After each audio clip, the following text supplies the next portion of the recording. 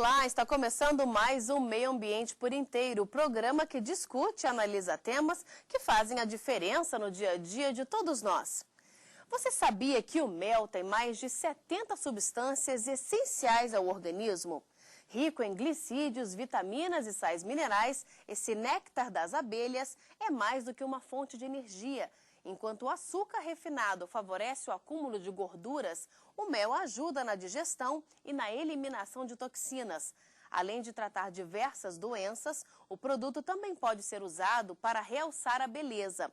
A criação de abelhas para a produção de mel e de outros produtos a partir do néctar das flores é chamada de apicultura. E esse é o tema do programa de hoje. Para falar sobre o assunto, eu recebo aqui no estúdio o representante da Associação Apícola e do Sindicato dos Apicultores do DF, Manuel Silva. Olá, Manuel, bem-vindo. Olá, ok. Tudo bem? Também está conosco o professor e pesquisador de Biodiversidade das Abelhas da Universidade de Brasília, Antônio Aguiar. Olá, Antônio, é um prazer. Obrigado, Carolina. Antes de darmos início à nossa conversa, vamos conhecer um pouco mais sobre a apicultura. É dentro desta caixa de madeira que uma produção de mel está a todo vapor. É a partir do pólen e do néctar de flores como esta que as abelhas recolhem e produzem o mel.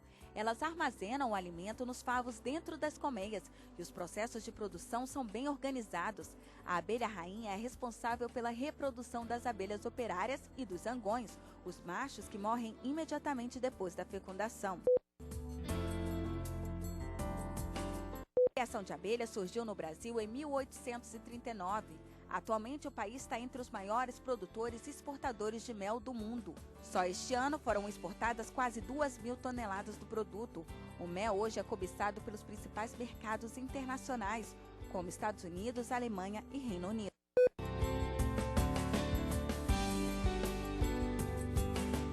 Fius é apicultor há 25 anos. Hoje, o apiário dele produz cerca de 1 tonelada de mel por ano. Na produção do mel, o apicultor tem um papel fundamental. É ele quem escolhe a abelha rainha, que comanda todo o trabalho do enxame. Fiuza, na hora de selecionar a abelha rainha, você dá preferência para a abelha jovem, é isso? Isso, porque uma abelha jovem chega a produzir 3.000 ovos na época da florada, enquanto uma rainha mais velha produz só uns 500. E aí, entre produzir 500 e 3.000, muda inteiramente a produção de mel. A produtividade de uma abelha jovem é muito grande. Para entender melhor como as abelhas produzem o mel, fomos conhecer o apiário do seu Fiuza. Para chegar perto dos insetos, tivemos que nos preparar e vestir esta roupa especial que cobre todo o corpo. As luvas e as botas também são essenciais para quem trabalha nas colmeias.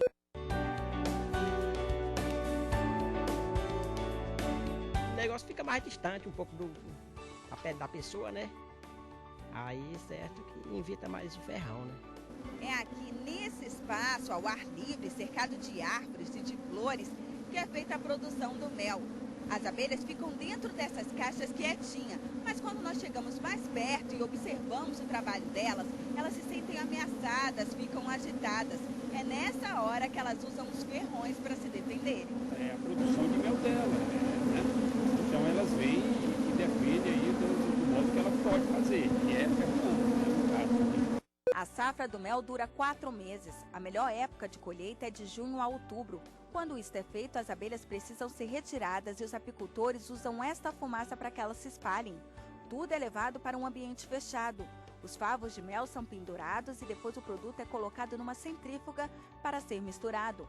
Quando tudo está pronto, o mel é distribuído em potes como este, pronto para ir à mesa. Ele pode ser misturado com própolis, eucalipto e copaíba, ou pode ser ingerido puro mesmo, para ser saboreado de várias maneiras. Espreme o limão, aí depois coa, tira aqueles carocinhos, coloca o mel e toma. Eu amasso a banana no prato, pego o mel e jogo por cima. A gente tosta o pão, aí depois logo após passa o mel, fica muito gostoso.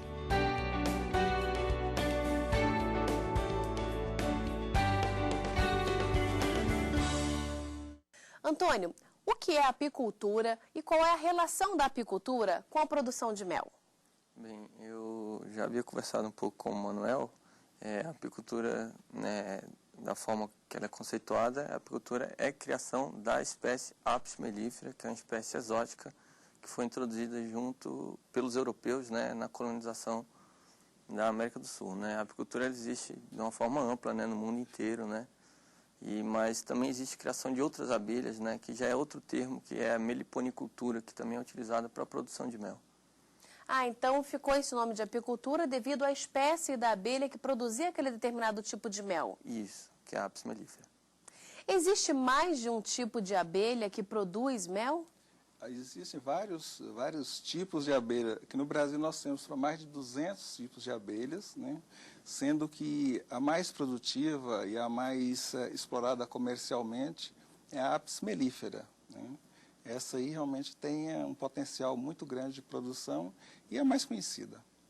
Existe uma região onde é mais propícia a instalação de apiários aqui no Brasil, ou todo o nosso país tem um clima favorável para a produção?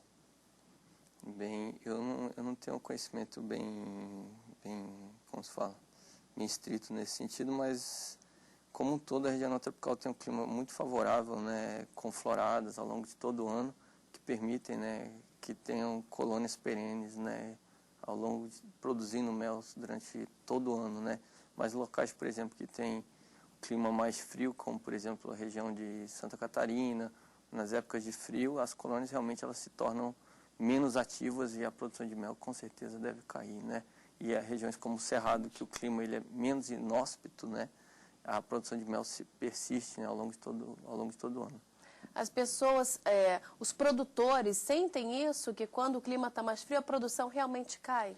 Existe uma característica aqui na região centro-oeste, né, Planalto Central, basicamente a região do Cerrado, né, onde o fluxo maior de produção ocorre exatamente na primavera, que é o período onde o cerrado desabrocha, né? E eu estava conversando ainda há pouco, mostrando essa característica do cerrado que, apesar de não haver chuvas, ele apresenta uma vida latente, né? Com muitas flores e um perfume fantástico. Professor, com relação às abelhas, o que o senhor poderia falar sobre as diversas espécies que o Manuel disse que a gente tem aqui no Brasil e essa relação com a produção do mel? A questão da meliponicultura, o produto ele ainda não existe em volume suficiente, né, a produção de mel dos meliponíneos, né, que são as abelhas que são conhecidas como abelhas indígenas sem ferrão. Não existe um volume que a gente tenha disponível em supermercados para comprar. Tanto é que não existe regulamentação no Ministério da Agricultura para a comercialização desses subprodutos dessas abelhas sem ferrão.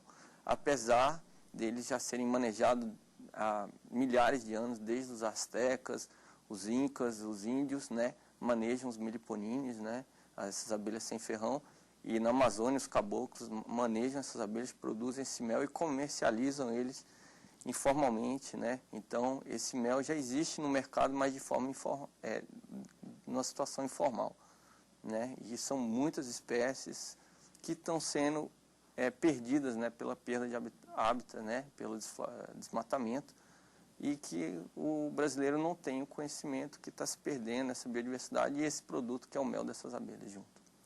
Então, o mel produzido pela abelha com ferrão, ele é regulamentado. E o mel produzido pelas abelhas sem ferrão ainda não é? Eu não entendi muito essa relação. Isso, as abelhas nativas não têm um mel regulamentado, não existe um volume e também não existe uma regulamentação pelo Ministério da Agricultura para comercialização desse mel. Mas por quê, professor? Existe alguma diferença na produção ou no tipo de mel que essas duas abelhas com ferrão e sem ferrão produzem?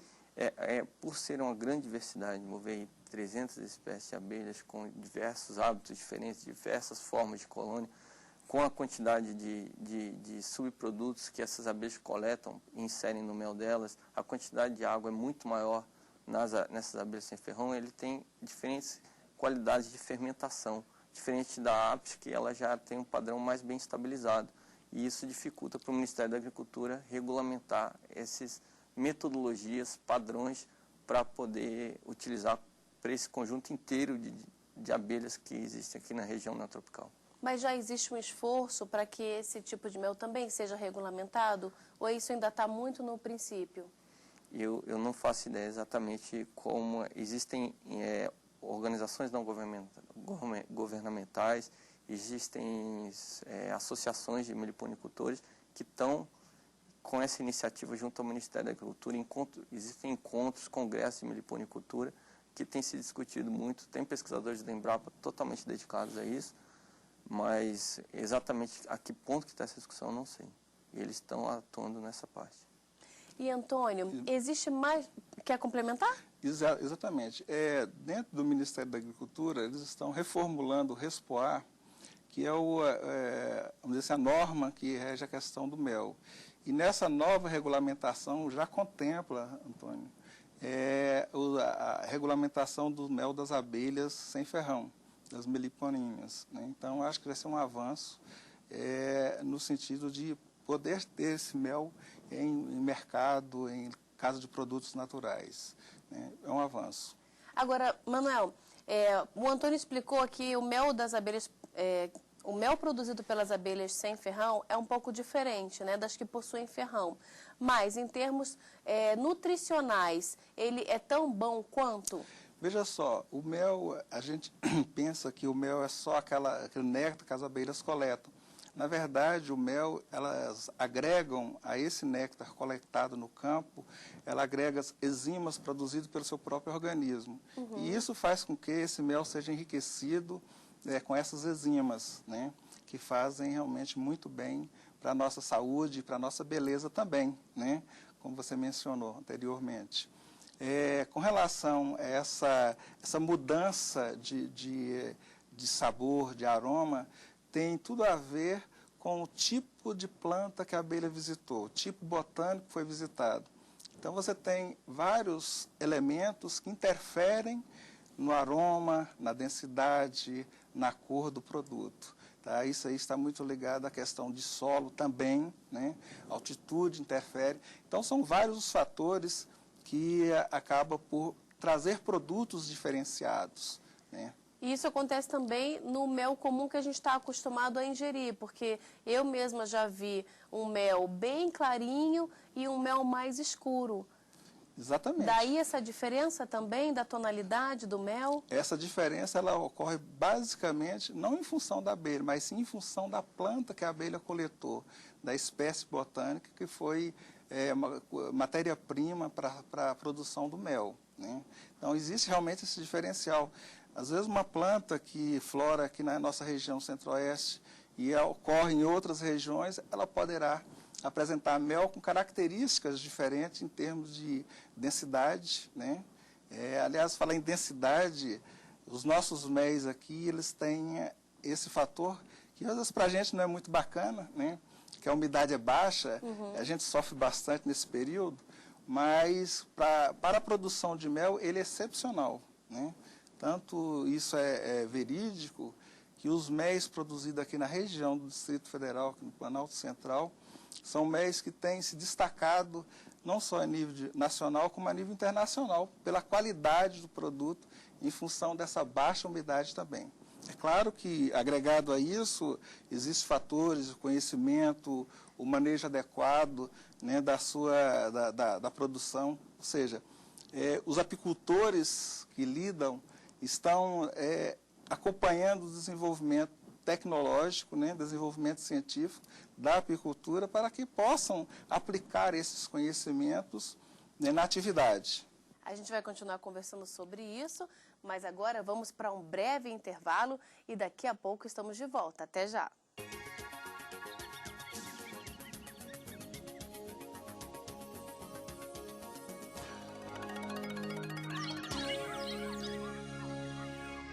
Estamos de volta com o Meio Ambiente por Inteiro, que hoje fala sobre a apicultura e a produção de mel. Participam do programa o representante da Associação Apícola e do Sindicato dos Apicultores do DF, Manuel Silva, e o professor e pesquisador de biodiversidade das abelhas da Universidade de Brasília, Antônio Aguiar. Professor Antônio, qual é a importância das abelhas para a polinização? a questão, as plantas, né, 90% das plantas na região neotropical dependem de insetos para sua polinização. E as abelhas representam o principal grupo, né, de insetos que visitam flores. Né? As abelhas alimentam suas crias com pólen, né, e nesse ato de buscar o pólen, buscar o néctar nas flores, elas atuam na reprodução das plantas. Então, nas regiões temperadas, a gente tem a predominância de plantas que não têm flores. Mas aqui na região neotropical, a predominância são plantas com flores que dependem dos insetos e principalmente das abelhas para a reprodução. Então, na ausência das abelhas, desses insetos que agem como agentes reprodutivos, o que acontece? Você não tem a produção de frutos, não tem a reprodução das plantas. Manuel, além do mel, a gente sabe que as abelhas produzem outros produtos extremamente interessantes, não só para a saúde, como para a beleza. Um exemplo disso é a geleia real. Como é que essa geleia é produzida?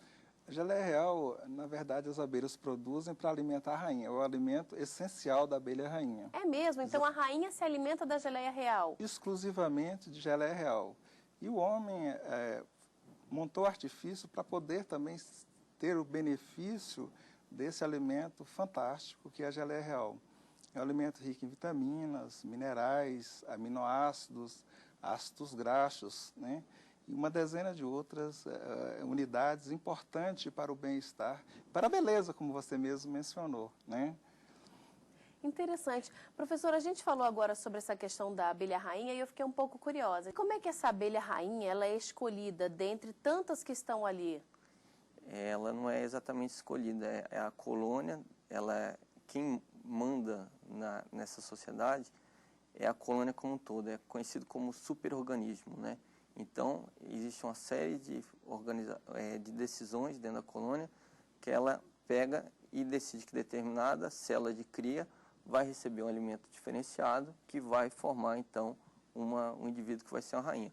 Mas essa rainha, muitas vezes, ela é mantida ali como se fosse um step de um carro e, a partir do momento que uma rainha tem uma função, passa a exercer mal sua função, a rainha que está no comando, ela é eliminada e entra em atividade essa nova rainha. Na ápice é um pouco diferente, né? Porque à medida da necessidade da colmeia, pelo envelhecimento ou por acidente, as abelhas elegem ovos recentes e esses ovos são alimentados a partir da geleia real, né?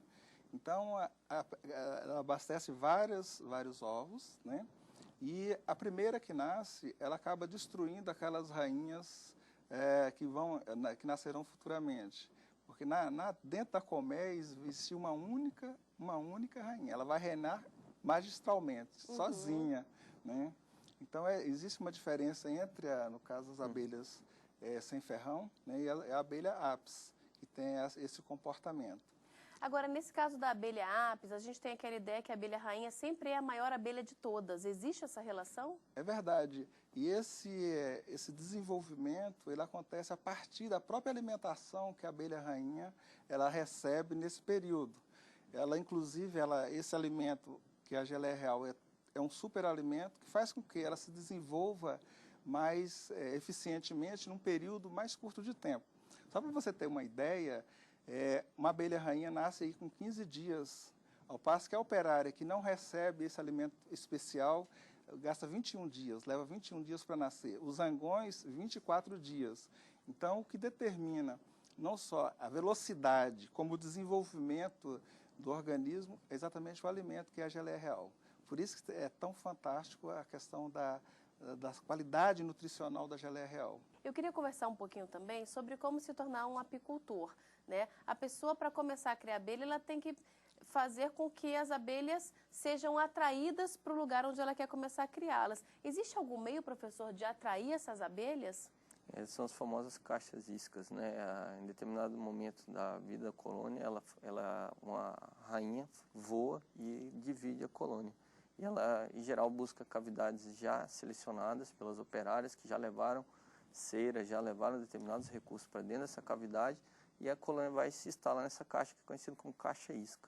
E essa caixa isca funciona tanto para as apis, né, quanto também para os meliponíneos. E é a forma regulamentada, né, por exemplo, que o IBAMA permite que você pegue colônias, né, de meliponíneo no ambiente. É a única forma. Você não pode por exemplo, sair cortando árvores e pegando colônias de meliponíneos que não seja através dessas caixas iscas, onde você, através de uma caixa de madeira, você coloca um recurso lá, um capim-cidreira, um resto de cera de outra colônia, e a abelha vai lá, reconhece aquele ambiente como um ambiente interessante e a colônia se desloca para dentro dessa caixa isca. Eu gostaria só de fazer um parêntese com relação à questão de como se tornar um apicultor.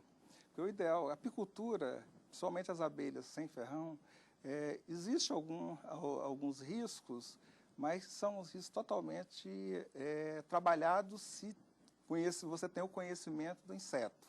Então, o importante para quem gosta da atividade, para quem tem identidade com o meio ambiente, com as coisas da natureza, é você fazer um curso de iniciação, que você vai aprender a trabalhar de forma segura com as abelhas, para você, de repente, lá adiante, não enfrentar ficar decepcionado com a atividade, né? Mas depois que você detém esse conhecimento, é simples. Qualquer pessoa pode vir a se tornar um apicultor. Com certeza, sem sombra de dúvida. A apicultura, isso que o Antônio acabou de fazer referência, questão do meio ambiente, ela é uma atividade extremamente baixíssimo impacto ambiental. Ou seja, quisera que todas as atividades fossem como a apicultura, que não tivesse esse impacto tão grande para com o meio ambiente. O Antônio falou no começo do programa sobre a importância das abelhas e sobre o desaparecimento de algumas espécies. Por que isso vem acontecendo, Antônio? O desaparecimento de espécies na região tropical, ele ocorre em função da perda de hábitat, né, que é o desmatamento em si, né, a substituição do hábitat natural por áreas de pastagem, por plantios, né, de monoculturas, né, então você tem realmente a extinção local de todas as espécies de abelhas, né, de polinizadores. Mas além disso, né, existe agora uma doença, né, que é conhecida como CCD, né, Colony Collapse Disorder, que é um problema que tem surgido principalmente sobre as apis mellifera, né, que tem gerado a perda, né, principalmente das operárias. As operárias saem, voam e não retornam para as colônias. E isso tem gerado uma crise, né, na apicultura, principalmente nos Estados Unidos, e que tem começado a reportar também esse problema aqui no Brasil. E esse problema ele pode afetar também a produtividade das lavouras? Existe alguma relação, além desse problema do desaparecimento das abelhas, já que as abelhas são bastante importantes no meio ambiente como um todo? Nas áreas que utilizam apis mellifera, né, a apicultura, né, para a polinização, que existe o aluguel de colônias para realizar a polinização, você tem esse problema, porque está tendo o sumiço dessas populações de abelhas, né? Então, o que acontece, por exemplo, no cultivo de laranja, você tem um aluguel, né? O cultivo de café, você tem um aluguel de colônias para gerar polinização. Cada vez mais, com o detrimento da atividade da apicultura em função dessa doença, o que acontece? Essas colônias estão cada vez mais caras de serem alugadas para ser utilizadas na polinização dessas culturas, e essas culturas ficam à mercê da polinização natural, que se não tiver áreas nativas com polinizadores naturais próximos, você não tem a polinização. Manuel, a gente falou sobre essa questão de se tornar um apicultor. Para que uma pessoa passe a desenvolver essa atividade, ela tem que ser proprietária de uma grande área ou em pequenas áreas é possível também? O bom da apicultura é que na verdade, você não precisa de ter área, né? Desde que você tenha algum amigo que tenha uma propriedade rural, que você possa instalar suas colmeias, e desde que nessa área, isso que fica bem patente, existe alimentação adequada para a abelha. Não adianta você ter uma área que seja bonita, que seja preservada, mas que não tenha o alimento suficiente para que a abelha possa se manter e produzir, no caso, o mel, o pólen, a geleia real ou a própolis, né? Então, o apicultor ele tem essa possibilidade de se especializar em alguma dessas atividades. Porque cada uma dessas atividades, cada uma dessas produções, você tem um manejo diferenciado, né? Então, para quem vai iniciar a atividade, é sempre aconselhável iniciar pelo mel, que é o mais simples, né? Que é o que você vê aquele resultado, você está aprendendo também com as abelhas, isso que é importante. A apicultura se torna-se apaixonante exatamente em função desse aprendizado constante. Jamais o apicultor vai dizer para você, eu sei tudo de apicultura, porque ele está sempre aprendendo, ele está sempre reciclando os seus conhecimentos, né? E a abelha também está sempre nos ensinando. Isso que torna a atividade fantástica, né? Apaixonante, porque é bacana você ter alguma atividade que você está constantemente se reciclando, se dinamizando, participando, inclusive, de eventos que traga essas informações para você poder aplicá-las lá na sua atividade de apicultura. Olha, muito obrigada pela presença de vocês aqui no nosso programa. Não seja por isso. Como diz o nosso presidente lá da nossa associação e sindicato, saudações apícolas. Obrigada. Saudações apícolas. Obrigado, muito obrigada. obrigado. Obrigada, professor. E nós ficamos por aqui, mas na semana que vem a gente volta a se encontrar em mais um Meio Ambiente por Inteiro. Se você quiser enviar alguma sugestão, anote o nosso e-mail, meioambienteporinteiro@stf.jus.br. Muito obrigada pela sua companhia e até o próximo programa. Tchau!